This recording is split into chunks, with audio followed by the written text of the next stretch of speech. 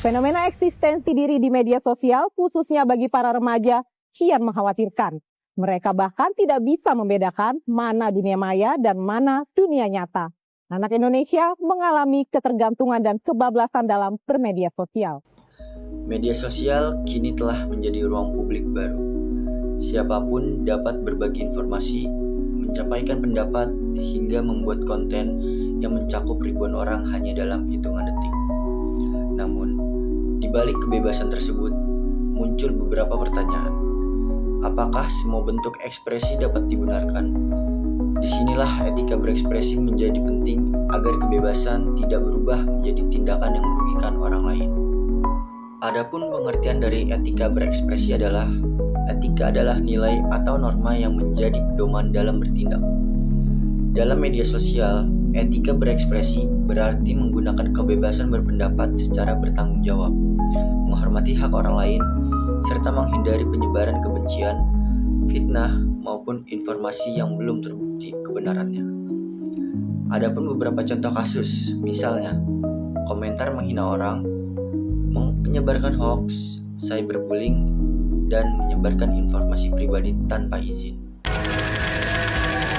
Seorang pelajar kelas 10 sekolah menengah kejuruan negeri diduga menjadi korban perundungan yang dilakukan kakak kelasnya akibat tidak mematuhi aturan. Perundungan dari teman-teman sekolah menimpa seorang remaja di Kota Batu, Jawa Timur. Korban mengeluhkan sakit di bagian kepala dan sekujur tubuhnya hingga meninggal dunia.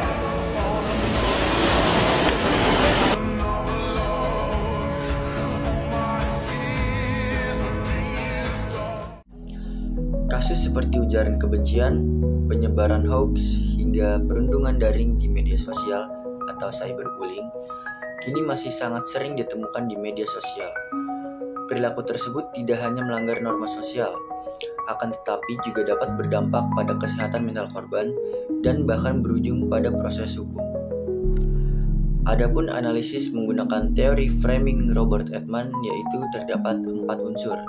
Yang pertama ada define problems, yaitu mendefinisikan masalah. Masalah utama yang sering terjadi adalah rendahnya kesadaran masyarakat mengenai etika dalam menggunakan media sosial. Yang kedua ada diagnose causes atau penyebab.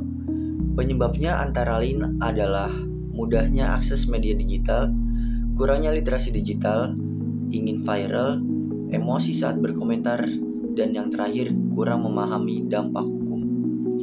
Selanjutnya ada make moral judgment atau penilaian moral. Kebebasan berpendapat adalah hak setiap orang, akan tetapi harus disertai tanggung jawab. Menghina, menyebarkan hoax, atau melakukan perundungan bukan merupakan bentuk kebebasan yang etis. Yang terakhir ada treatment recommendation atau solusi. Di antaranya adalah berpikir sebelum mengunggah konten.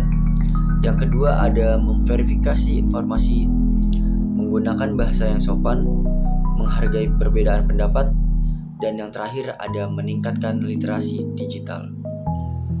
Jadi kesimpulan pada materi etika berekspresi di media sosial adalah media sosial telah memberikan banyak manfaat dalam kehidupan modern.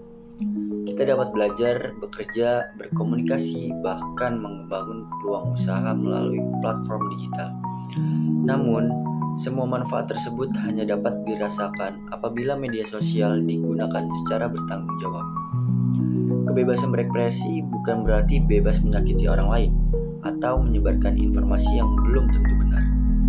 Setiap kata yang kita tulis dan setiap konten yang kita unggah memiliki dampak yang dapat mempengaruhi kehidupan banyak orang. Melalui analisis menggunakan teori framing Robert Edman, kita dapat melihat bahwa persoalan etika di media sosial tidak hanya berkaitan dengan individu, akan tetapi juga dipengaruhi oleh lingkungan, budaya digital, serta suatu isu dipahami oleh masyarakat.